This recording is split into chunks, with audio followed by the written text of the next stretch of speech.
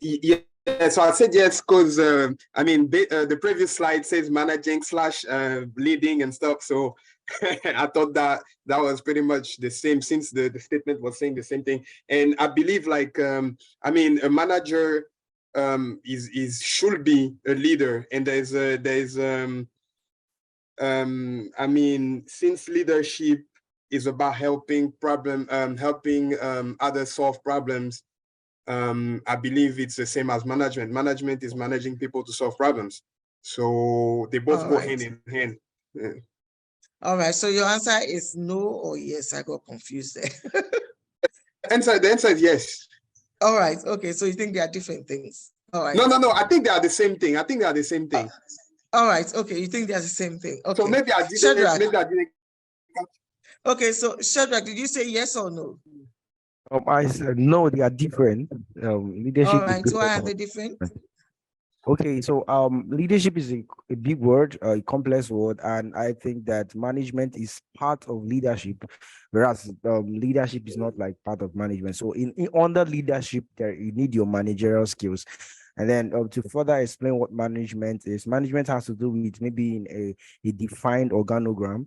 Let's say in a company, there's a boss, there's a gatesman, there's maybe a head of operations, there's a general manager, there's an EO, there's an ED.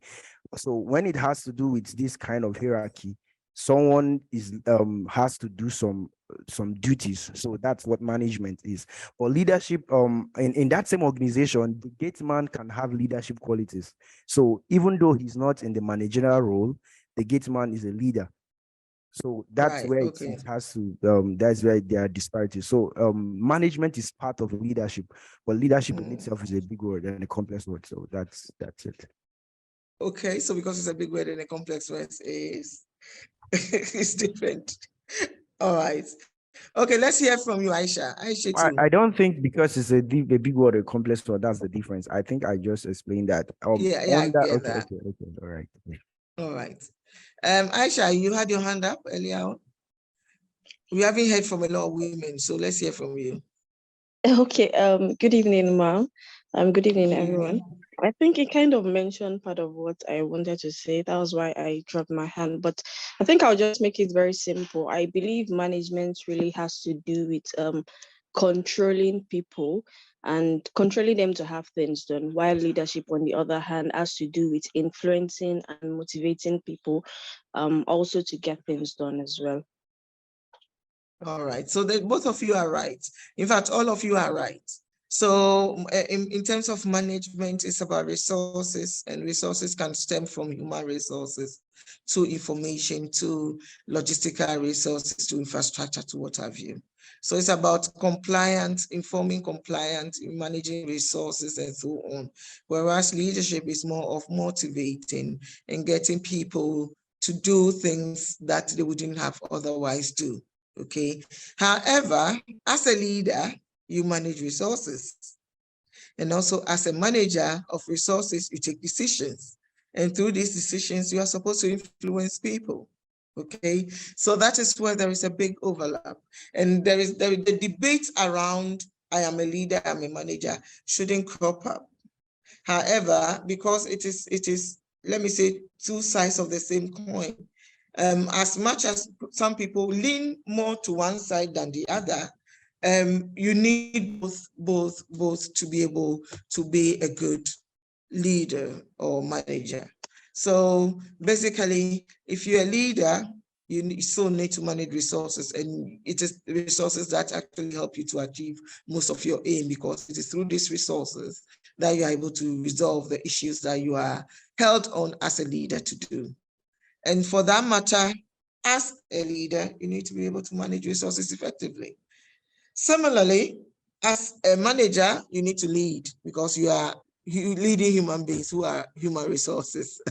So you need to motivate them. You need to get them to do things. You need to be able to give them directives. You need to be able to share your goals with them. You need to be able to encourage them, So all of these things are almost overlapping. Melvin, you have your hand up. Let's hear from you. Melvin, can you unmute yourself? Or you mistakenly put yourself up? Oh, no, okay. Am I clear? Go ahead. Yeah, am I clear? Go ahead. Oh, okay. Yeah, we can hear you. Yeah. Oh, okay. Yes. Management and leadership, to me, they are not the same. So that's the reasons why I put in the chat board there. No, because management and leadership, they actually has to go in hand, because management, are used to, plan, build, and, direct organizational, systems to accomplish a goal. And while leadership focus on those, potential change by establishing, directions, linking people and motivating and inspiring. So that's my take, on that. But leadership and management are distinguished, but they should go in hand. So that's my point. All right. Okay, so basically, I think that's what we have been saying, that basically they are supposed to be the two sides of the same coin. So you need each of them. However, the question then is, are leaders made or are they born? Are leaders made or born? Who me?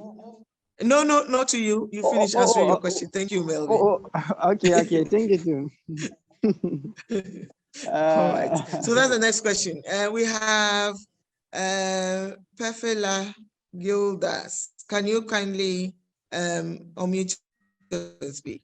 So I'll give priority to those who have not spoken. If I'm not calling you now because I'm, selecting, but yeah.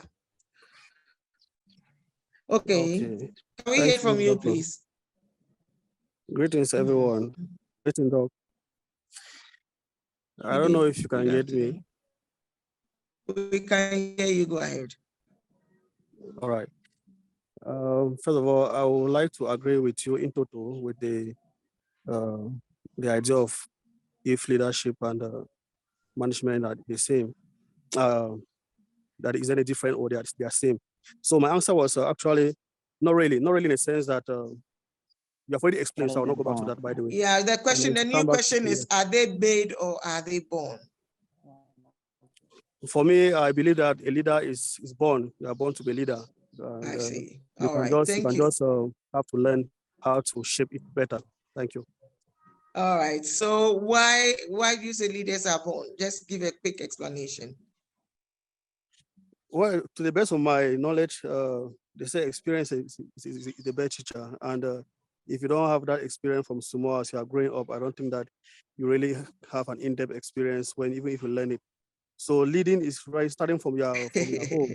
It's starting from your home, even to manage your family, to manage your siblings, and then in school, and then your job site, and many others. So I think that is really born for you to lead effectively. So your explanation doesn't go with your with your position. Your position is that you are born with it, and if you are born with something, it comes naturally to you. You don't need any experience to show it. So your explanation is more or less they are made, but your position is that they are born. So which is which? What are you saying? Now, what I'm saying is that you learn it to fine tune. First of all, you are born with it, but as you are growing up, normally you need to, like, if you want to lead effectively, you need to learn certain aspects of leadership. Though it's innate, but you need other things to bring out effectively. So when you are learning how to become an effective manager, then you are made, not born. Okay, thanks for the correction. All right, yes, Muba, let's hear from you. Yeah, good afternoon again. Am I audible? Yes, you are. Yeah, so I would say they are both made and born. Hello, Dan? Muba, go ahead. We are listening. 20%. Yeah, am I audible? I think you are. Okay, so I was saying they are both made and born. Leaders are both made and born. The reason is this. Some leaders are born extremely talented at a particular task. let's say some leaders are born with gifted voice. They have a good voice. Once they enter the church and then they start to sing, everybody just realize that hey, you have a good choir stuff. But then I may not be gifted at singing, but I will enter the church and learn it over time. My voice will improve, and then members will start to say that I'm a good, I have a good voice. All So right. that's where Okay. you are definitely me. All right. Okay. So please, because of time, when we have the chance to speak, let's get straight to the point. Is that okay? So, well, I guess you summarized it already. It's to say that managers or leaders are both made and born. Some people are naturally born with the gift of managing. They can manage any resources, anybody, any conflict, whatever you put them in, they will manage it effectively.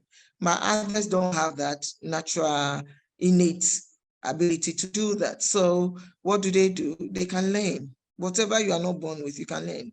And like the earlier speaker said, the more practice, the more experience you get, the better you get at doing certain things. So similarly, leadership, some people are natural leaders.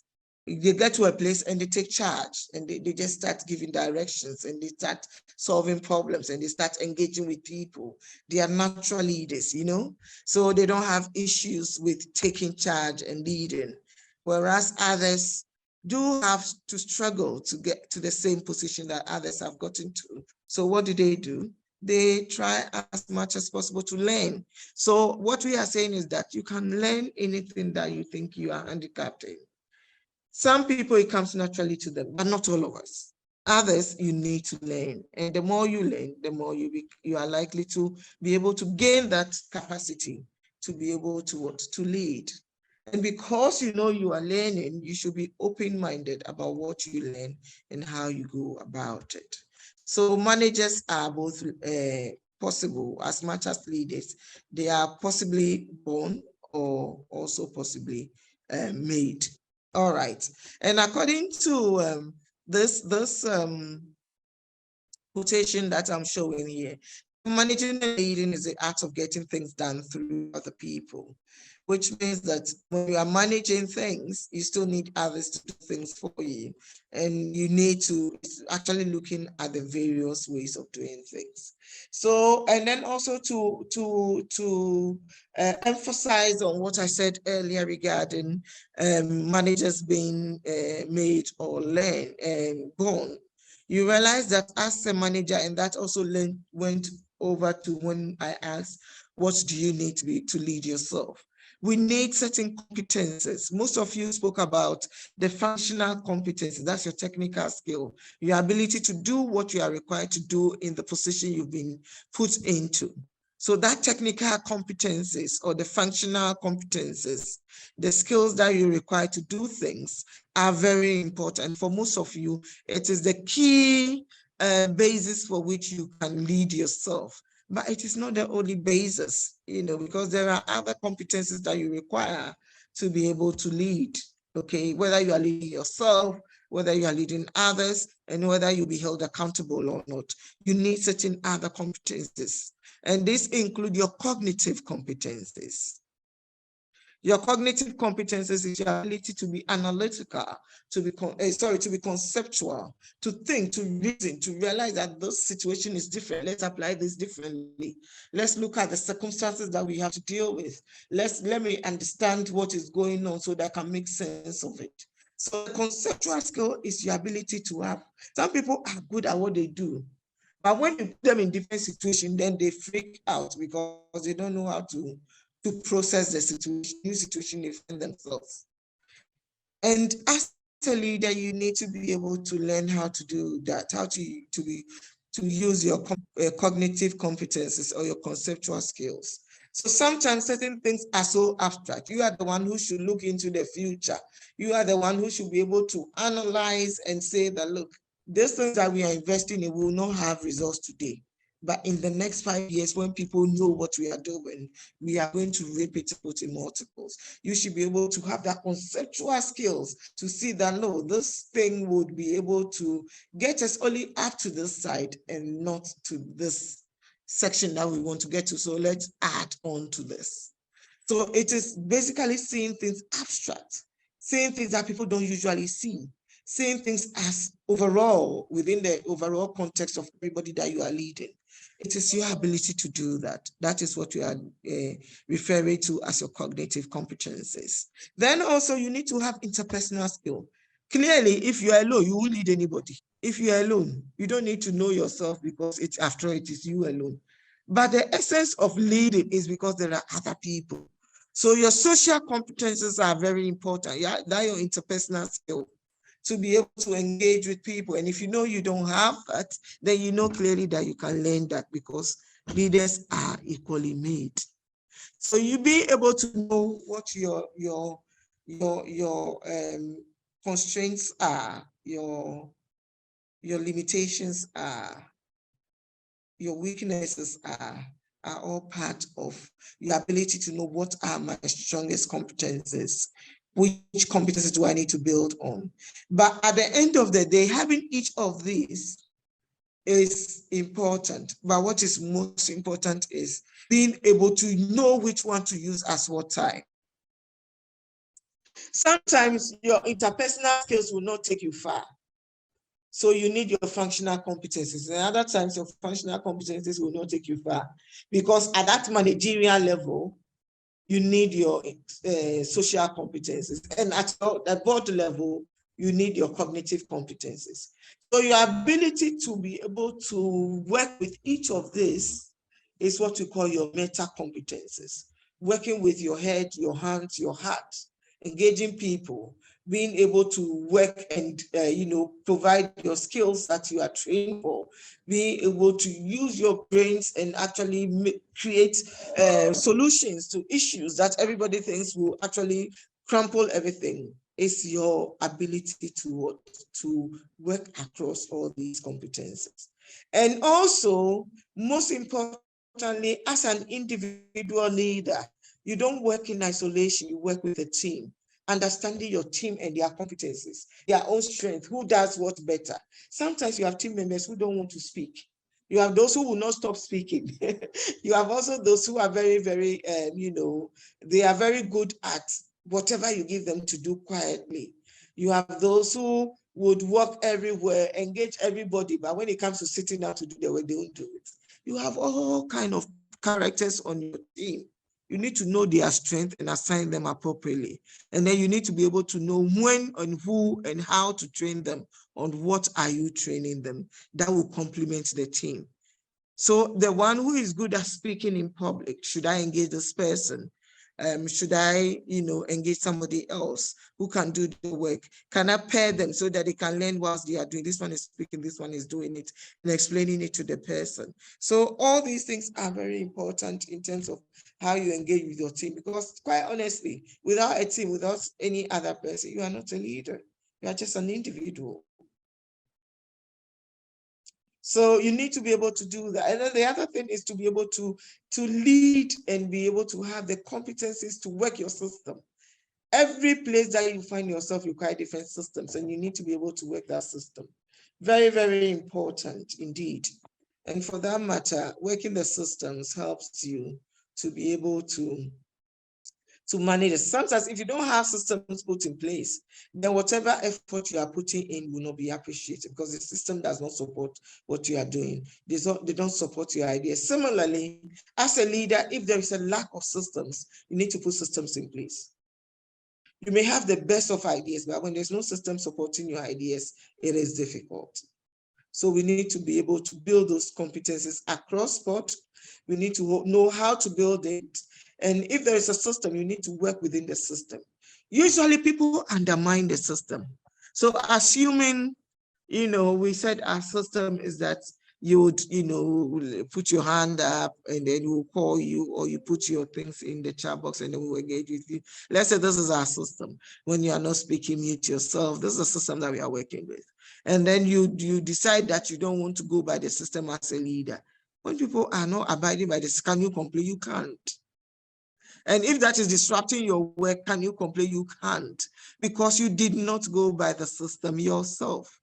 Okay, and you did not effectively put the system in place. Sometimes you don't have the system. How do you control the system? So knowing the system, working with the system, and trying to, the system shouldn't be a chain that will prevent you from working effectively. There should be an enabling structure that you put in place.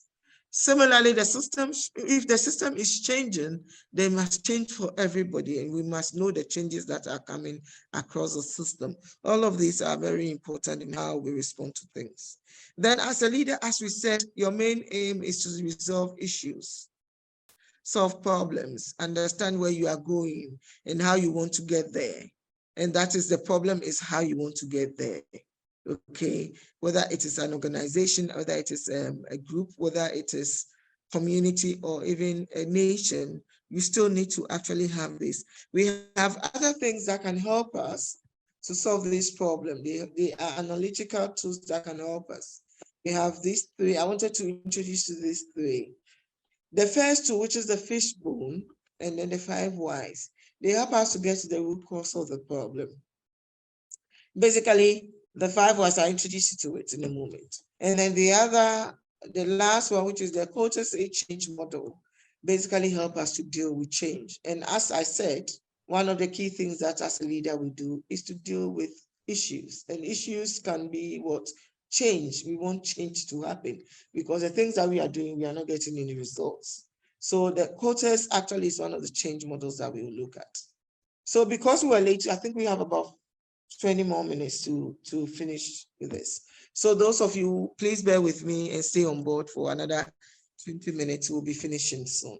So this is the fishbone approach, okay? Fishbone simply asks you to look at the problem from various perspectives. The problem, as you can see, is at the head of the fish. That is where the problem is. And that is the problem that we are seeing. But we want to know what is causing the problem. Okay, is it policies that we don't have in place? Or is it a policy that we cannot achieve? Or is it a policy that is creating constraints for us to achieve what we are supposed to achieve? So you need to actually unpack what the problem is. You can look at the policy aspect of things and see whether that is where the source of the problem is coming from. Or is it people? So as I was saying, you need to be able to check whether it is a people problem. Hello? We hear. Can you hear me now? Hello. Yeah, We can hear you. Yes, we can hear you. Can hear you. We can hear you. Yeah, there was a network drop, we can so hear you. you lost me for a moment. So I'll go back. I think, all right. Okay, so I was on the people problem when the network dropped. So I was saying that if it's to do with the people, you need to look at the root cause. Is it the root cause? Is it one person? Is it the leadership issue? Is it the other persons? And even if it's not, what is the issue? Is it a people problem? And I think when it comes to people, you can unpack it from various aspects. You're tracking it. You see, this is not going up. And then you go out, no, because it doesn't go up. You understand? Sometimes if you want to use this for solution, then you need to definitely go up. But if you want to just get to the root cause of the problem, then you can just go why downwards. Now, this very, what do you call it, problem can give you different answers. When you have multiple answers that will require multiple whys downwards, then what that means is that you have what we call a problem tree, not a 5 whys. So you can have one question: why don't we have enough supplies? So somebody say because they didn't order on time. That is one answer that we're going to unpack. Then we'll have another answer because because we don't have a storage. That is another why that we are going to unpack, because we don't have money. That is another why that we will unpack, because, so you can have multiple whys to start with, the first why, and then you can unpack each of them. Then it will become like branches. When you do that, that is what we call the decision tree. And that can be also the problem tree. You can use that problem tree to unpack multiple responses to your problem. And it helps you also to go to the source of the problem. And I encourage all of you to try this. If we had time, we would have done it ourselves, okay? So just quickly, to look at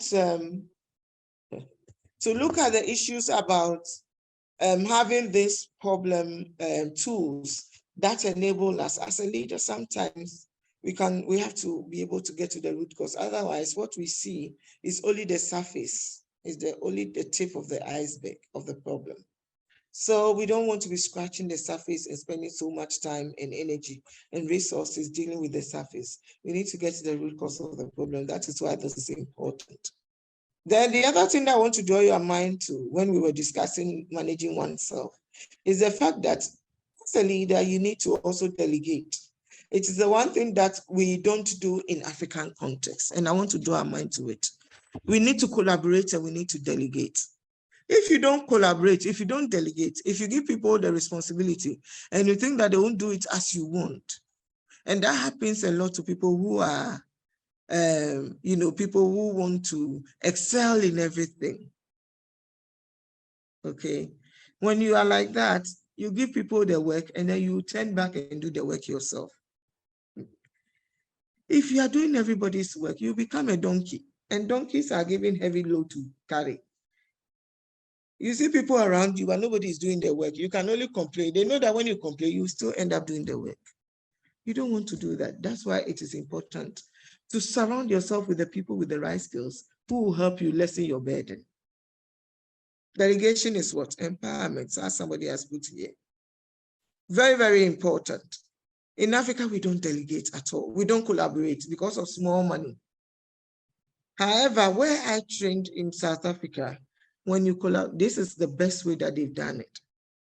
Universities collaborate. They can actually tell you, go to this university if this is the course you want. Go here. We are coming together to provide this course because we have these people who are good at this, we are good at this. And so they come together to run courses. But in Africa, we have the thinking that, oh, I don't want to compete with anybody. So we are always covering things up. It is not the best. As a leader, you need to learn how to harness resources. Nobody have enough resources to work with.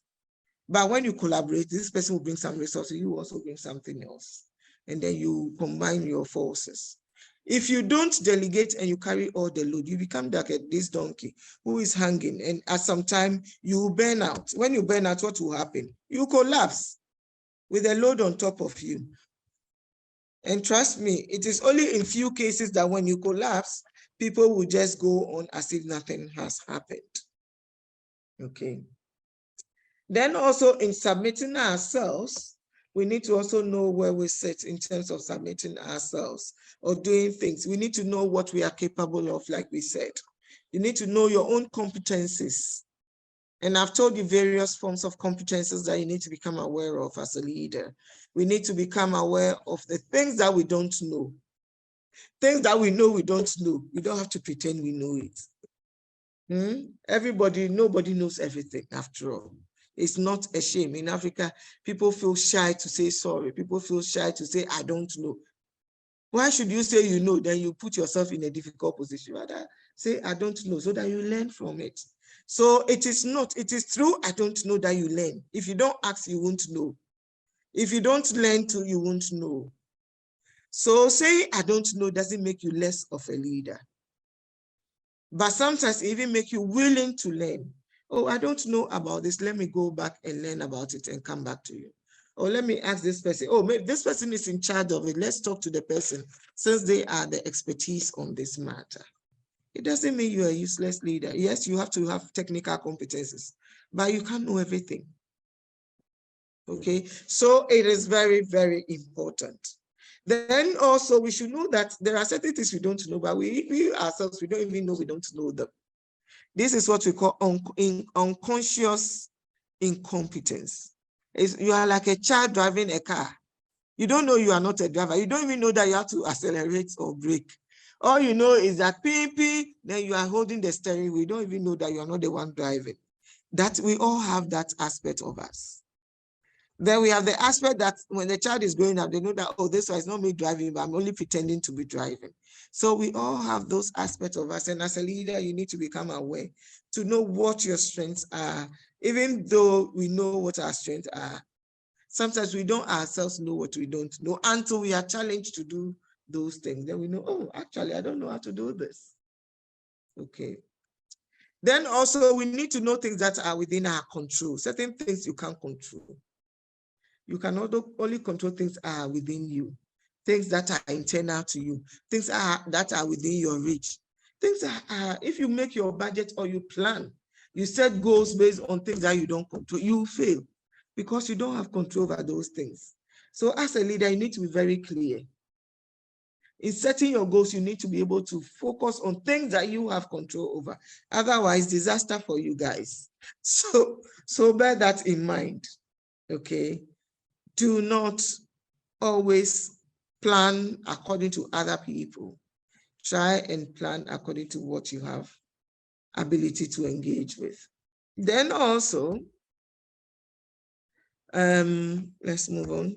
Then also, you need to appreciate that you are enough. No matter how your weaknesses are, how grave they are, how big they are, you need to appreciate yourself. If you can't appreciate yourself, who do you expect to appreciate you?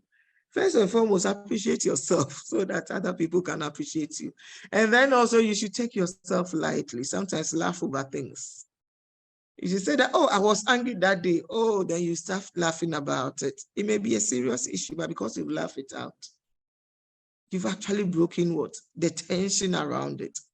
But what I'm saying here is that you need to appreciate yourself. If you need to, with your weaknesses, with your strengths, whatever the situation is, you need to appreciate yourself that you are enough.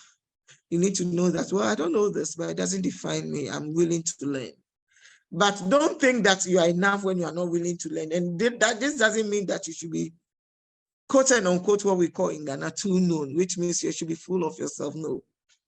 You should be able to appreciate yourself so that others can appreciate you. Because if you appreciate yourself, then you appreciate others. You appreciate those around you. You appreciate what others are doing. You appreciate the efforts that others are putting in. If you don't think you are enough and somebody bring a good idea, you'll be angry. Why this person thinks they know it all? They want to always talk. And if you know yourself and you know that this person, why are you worried about these things? So as a leader, you need to become aware that, look, I don't need to know it all. I don't need to have to do it all. I don't need to be a perfect human being, but I'm enough. And so because of that, you not be jealous or you not be victimizing people unnecessarily and so on. This is very important. And it helps in accountability. Being enough means that you own up to your mistakes. You own up to the things that you've done well. You own up to things that people have done well and you appreciate it.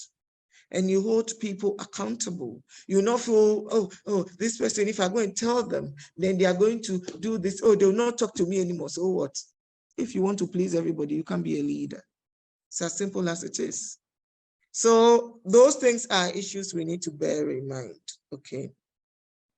And yet again, in the managing of others, we need to see things from different perspectives, okay? There is a video I would have loved us to watch, but we don't have the time. So when you get the slides, you can do that on your own.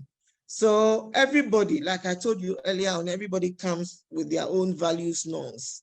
This is the lens within which they make meaning of things that are happening around them.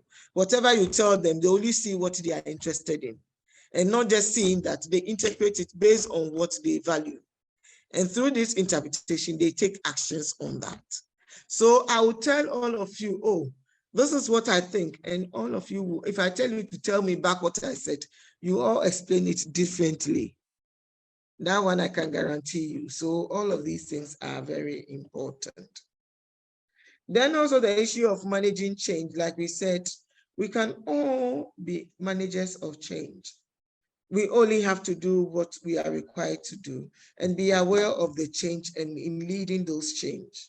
And doing that, we need to look at opportunities that comes alongside with it, which is sometimes change can occur in certain climates, okay?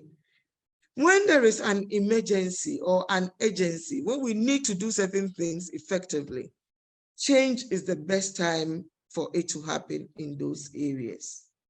So you realize that, oh, nowadays everybody is crying about the standard of living. It's gone so high. People cannot afford things on their salaries across all countries. Maybe there's a country in Africa that is not experiencing it, but so far as I'm concerned, we are crying all over the place. Is there an agency? Yes, there is an agency to address this issue. So if you want to have change, this is the best time to have that change, because maybe there are certain things that we are doing that's not is causing the problem. So once there's an agency, you should look at the problems at the peak of it and create the change you are seeking to achieve. Sometimes you come into a coalition where you form an alliance with a certain group.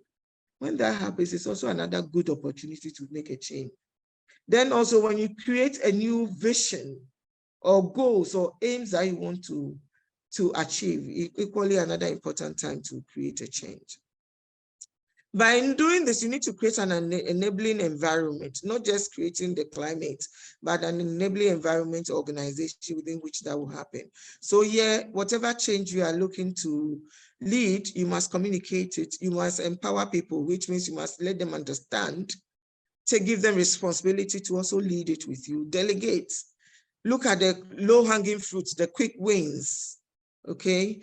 The basic changes that you can make to help you to achieve the thing in future. And then build on that change, build on it. When you have change, many people will be happy and there will be effectiveness. But if you don't sustain that change, if you don't build on that change, then it's likely to affect you. Typical example, you have a hospital that is performing so badly. They've been given everything that they want. There's a new leader who has come and they are putting so many changes and they are performing well.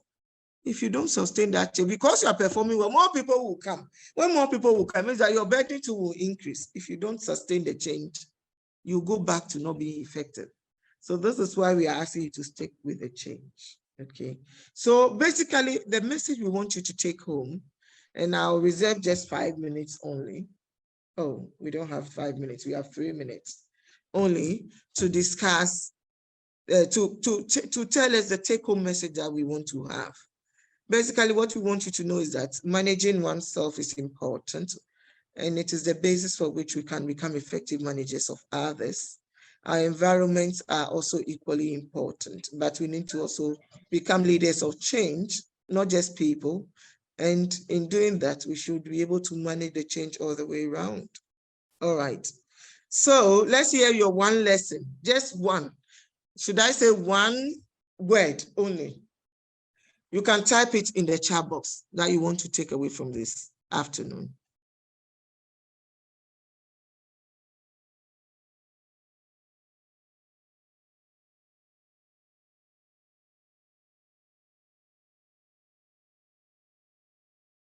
So can I hear from you guys? Okay, local self-control. Okay, that's good. To know that you don't control others. All right. Need to delegate. Respect, okay. Leading oneself, all right. Leading to solve problems. Don't be a donkey. Yes, I am enough. Great. Delegation. Delegation. Don't be a donkey. Delegate when needed. All right. Leading within a cultural context. Very important. Continuous learning. Need to outsource. Okay, basically delegation. Lead by example. What else? Come on, let's hurry up and go.